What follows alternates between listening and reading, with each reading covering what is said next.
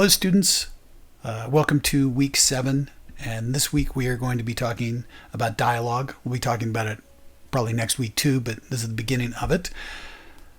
So good dialogue versus bad dialogue. Before we can do that, we have to ask ourselves, what is dialogue in the first place? So it is the talking in a script and the film that gets made from the script. So it's the talking in that film. So from an etymological standpoint, which is the word-based standpoint, it is a discussion between two characters, and a monologue is a discussion between one character and an inanimate object or himself. But we can be more flexible in a script since monologues are relatively rare and should be avoided at all costs unless done for comedic effect or your name is David Mamet. And there is no such thing as a trialogue or an octalogue. At least I've never heard of any of those things, or a quadrilogue or a pentalogue or a sextalogue. There might be a sextalogue. Number 2, what is the purpose of dialogue? It should deliver information, elucidate characters and their desires. It should be amuse, terrify, sometimes confuse the reader or / viewer. It has to carry a lot of weight, and it has to walk a thin line, which are very difficult separately and almost impossible in tandem, especially if the dialogue is under the influence. So dialogue should give some of the information, but not all of it. So a script is a mystery, and you can't give away all the clues at once. I mean, you can, but it wouldn't turn out very well. I can show you examples of films that do. They suck. Clarify some of the character's intentions, but not all of them. So a character should have secrets, like real people. And unpredictability is a good thing. And a lot of my students in the past have talked about how much they like antiheroes. And antiheroes are, by nature, secret keepers. Dialogue should also sound real, which can mean a lot of things, and I'll get into that, but ultimately is appropriate to the context, story, and characters. So it should fit with the type of movie that you're doing. And it should stop occasionally. It shouldn't be going constantly. So here are some things that dialogue shouldn't do. It shouldn't deliver all of the content and information.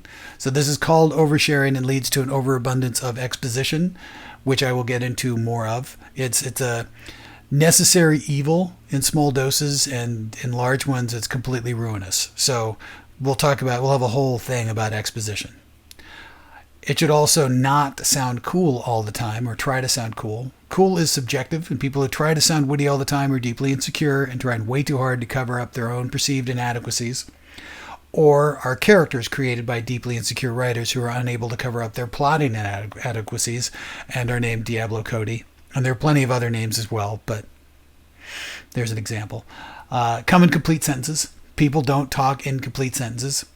They're dumb and inarticulate, and they struggle for words. Even your smart friends and smart family members struggle for words. We are inarticulate creatures. Even though we use words, we just aren't very good at it.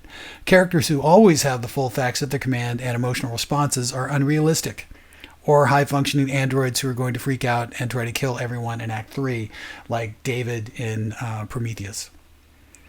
And what was the other one? Covenant after that? Yeah. That's those people do that.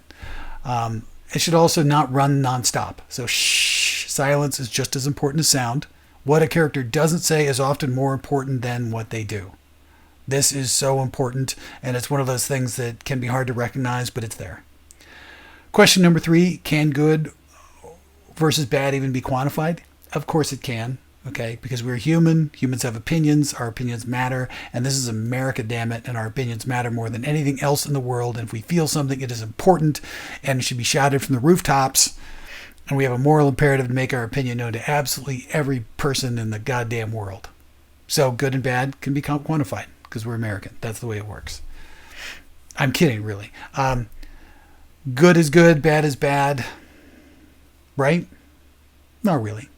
But the next 2 exercises will put this to the test. So when you folks get out of here and you go over to the good dialogue and bad dialogue discussions, which some of you probably are already doing, you're presenting your examples of good dialogue, your examples of bad dialogue, and you're explaining why. That will help us all kind of understand good versus bad and how that all works. But I want us to have some good discussions about this and help us kind of understand. Later on, maybe early next week, I will put up examples of good and bad dialogue from my own perspective as well. If we were in class right now, we'd all be talking about it. You'd be presenting it, but we're not. Sorry.